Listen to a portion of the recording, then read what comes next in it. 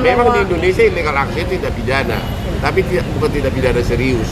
Ya, apalagi contoh mengatakan karena anak saya masih di situ. Video yang diterima bukan dari Virgon ya Kak? Dijelasin lagi Kak. Sudah itu kami tidak bisa. Sudah kita kasih. Kita sudah infokan ke penyidik. Jadi itu materi penyidikan yang bisa kita sampaikan. Masa waktu kenalan tidak cerita saya udah punya istri.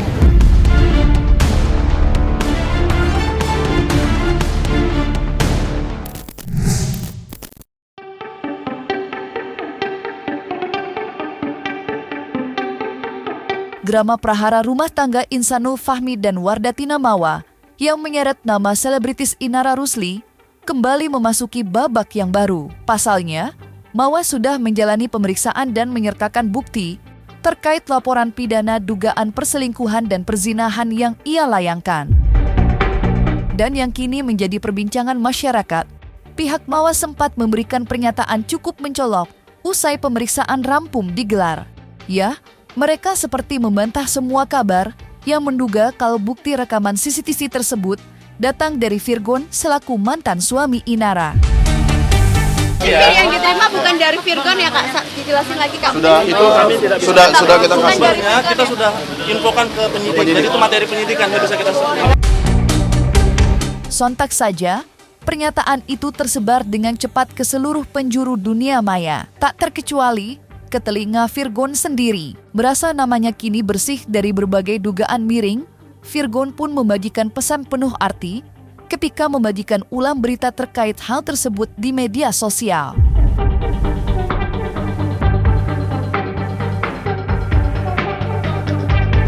Melalui pesan itu, publik pun menilai pula jika Virgon seperti menegaskan kalau dirinya benar-benar tidak ingin ikut campur terhadap perkara yang menyeret Inara.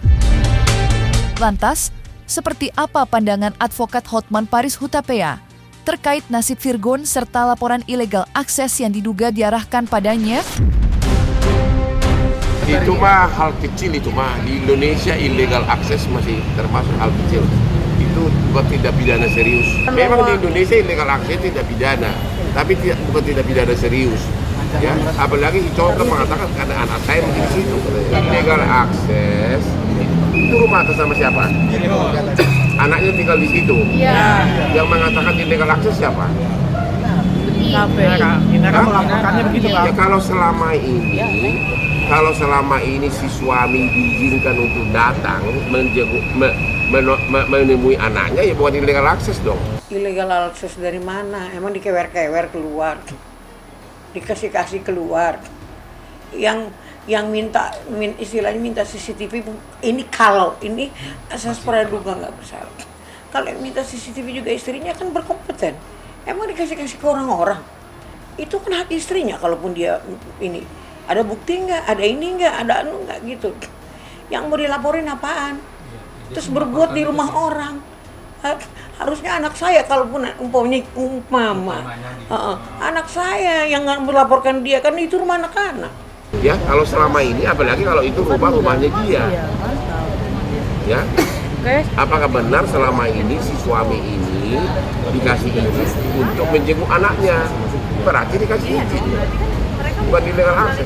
Jadi yang menjadi fokus di sini bukan itu pidananya. Pidananya adalah membuat video benar, menyebarkan video kalau benar sama perzinahan. Ada tiga di sini, dan ini semua tindak pidana serius.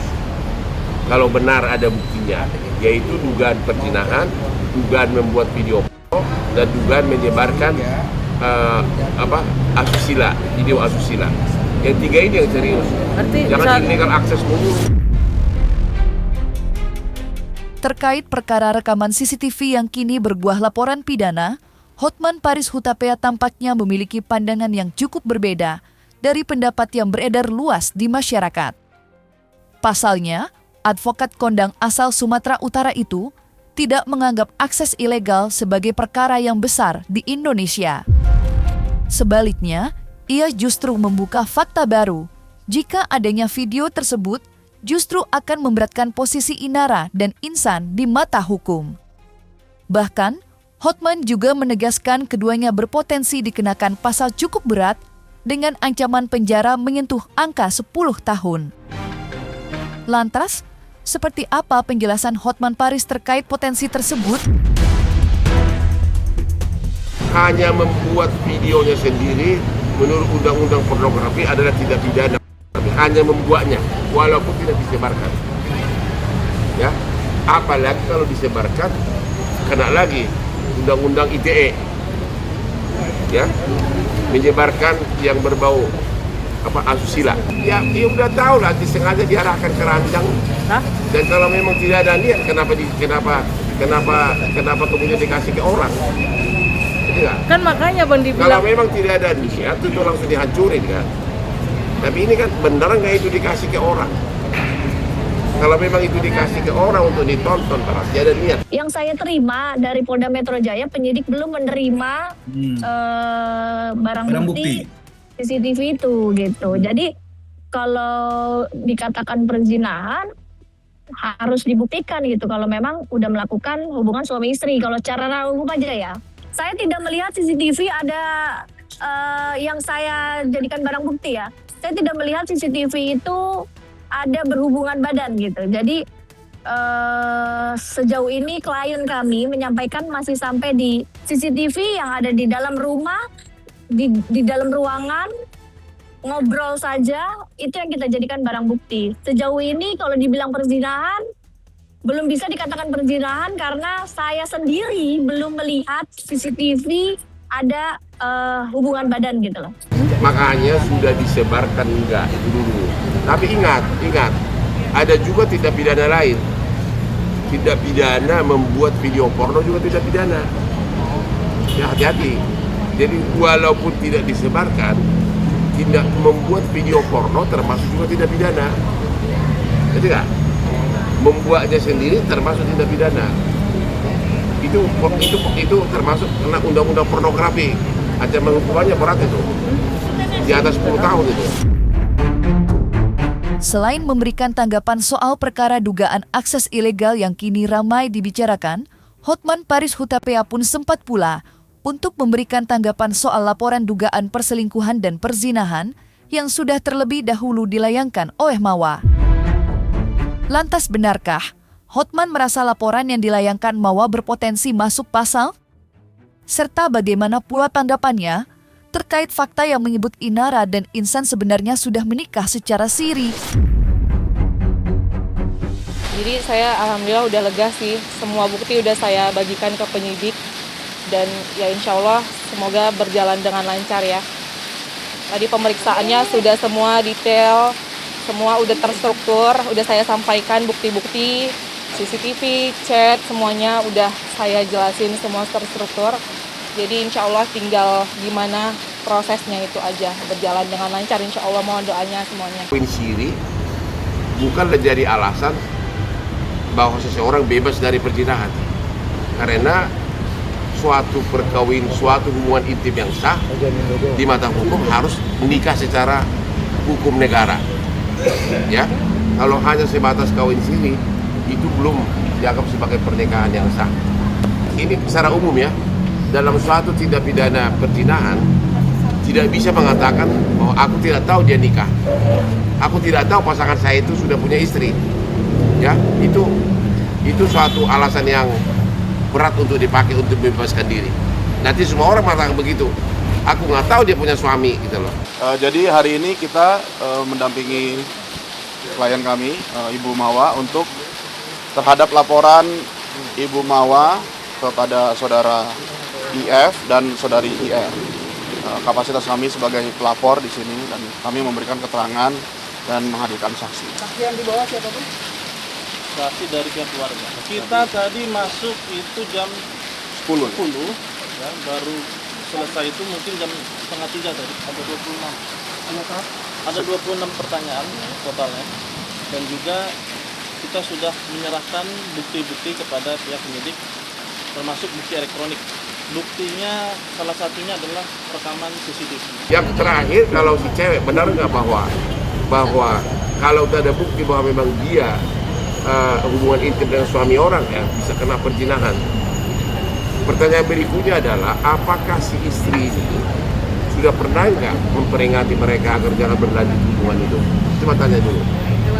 Pernah nggak si istri dari si pelapor ini, pernah nggak dia memperingati, sudah tahu nggak hubungan tersebut, pernah nggak memperingati, jangan ganggu suamiku? Pernah nggak? Yuk tanya dulu. Kalau itu pernah ada, berarti si cewek itu sudah tahu cowoknya itu suami orang. Sementara itu, aksi saling lapor yang terjadi dalam pusaran konflik panas prahara asmara antara Insan dan Inara tidak berhenti sampai di situ saja. Mengingat, Inara juga sudah membuat laporan kedua setelah melaporkan dugaan akses ilegal. Ya, pada tanggal 1 Desember 2025 kemarin, ibu 3 anak itu telah resmi melaporkan Insanul Fahmi atas dugaan penipuan. Pasalnya, Insanul Fahmi diduga mengaku menyandang status duda ketika mempersunting Inara. Sedang pada kenyataannya, ia masih terikat janji suci pernikahan dengan Mawa. Dan yang tak kalah mencolok perhatian, pihak berwajib belum lama ini sudah berbagi penemuan kalau Insan diduga melakukan pemalsuan berkas demi meyakinkan Inara akan statusnya. Lantas, seperti apakah reaksi Hotman melihat Inara yang sudah melaporkan Insan? Begini loh, mereka itu kan belum nikah secara hukum negara. Ya, mereka belum nikah secara hukum negara. Mau ditemu, mau si cowok berbohong atau tidak pun, yang jelas itu belum nikah secara hukum negara. Ya, artinya bahwa kalau benar bisa dibuktikan bahwa si cowok itu udah punya istri, ya, dan ternyata dia masih berhubungan intim dengan suami orang, ya itu termasuk tindak pidana perzinahan. Itu aja kuncinya, kalau dia ada bukti. Hari ini kami melakukan pelaporan, ya, atas dugaan penipuan yang dialami oleh klien kami, di mana ini kami menduga inisial IF, ya, karena di situ ada tipu muslihat yang kami temukan dan kami tadi sudah melampirkan bukti-bukti yang ada. Semoga ini bisa ada titik terang dan tidak ada lagi persoalan-persoalan yang membawa kegaduhan. Terima kasih, mohon maaf ya, cukup sampai di situ. Inara gimana? Merasa tertipu?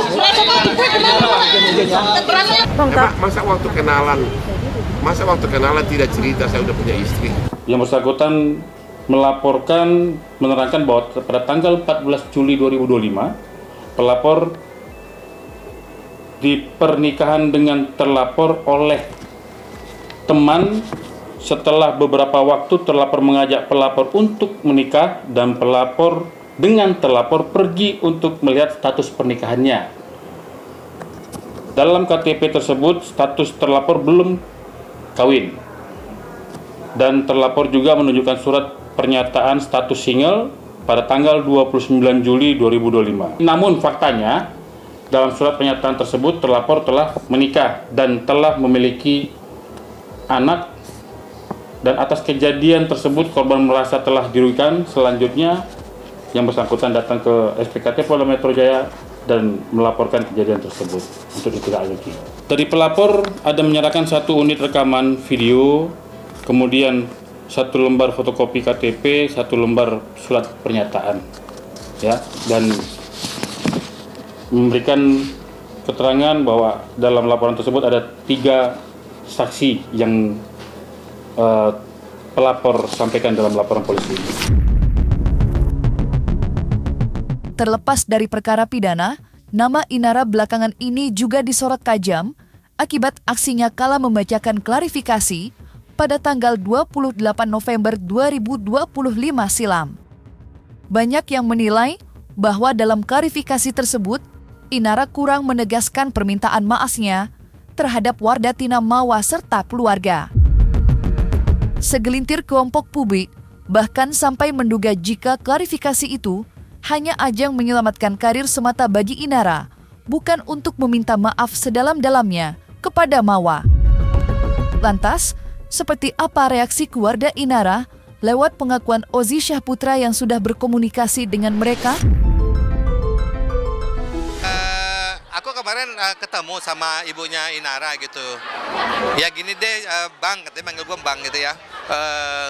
Itu pilihan dia, jadi dia yang mau ya udah, dia yang rasakan, dia yang bertanggung jawab. Gitu aja ibunya ngomong. Jadi simpel banget. Karena gini, ibunya berpendapat gitu ya, berprinsip, Maksudnya Inara itu kan sudah janda, sudah pernah menikah, sudah pernah merasakan rumah tangga gitu. Jadi dan Inara itu kan bukan anak-anak lagi ya kan. Jadi ya dia yang menerima, dia yang rasakan, ya dia harus bertanggung jawab gitu apa yang sudah dilakukan. Mungkin ibunya ngomong gitu sih.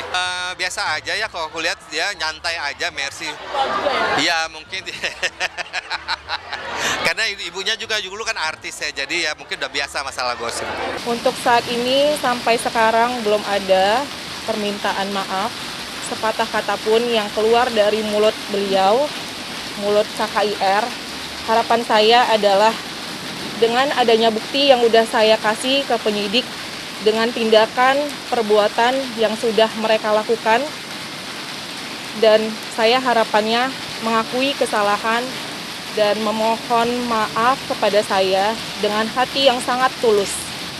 Karena itu buktinya udah sangat jelas, dan saya hanya ingin ada itikat baik dari beliau. Kalau menurutku korban di kejadian ini, korban yang pertama yang paling dirugikan, yang paling disakiti itu adalah Mawah, sudah jelas ya. Mawah dan anaknya itu adalah korban yang sangat disakitin. Aku sudah ngomong beberapa kali dengan Insan juga.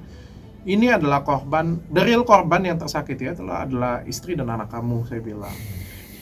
Pelaku semuanya ini, ya saya bilang adalah kamu. Kenapa kamu tidak tegas, kenapa kamu berbohong, kenapa kamu pelintar-pelintut, kenapa kamu jadi pengecut. Itu sudah saya sampaikan juga di podcast.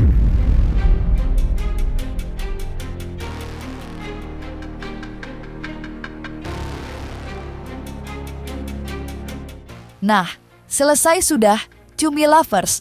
Jangan lupa untuk like, subscribe, dan juga share channel YouTube Cumi Cumi.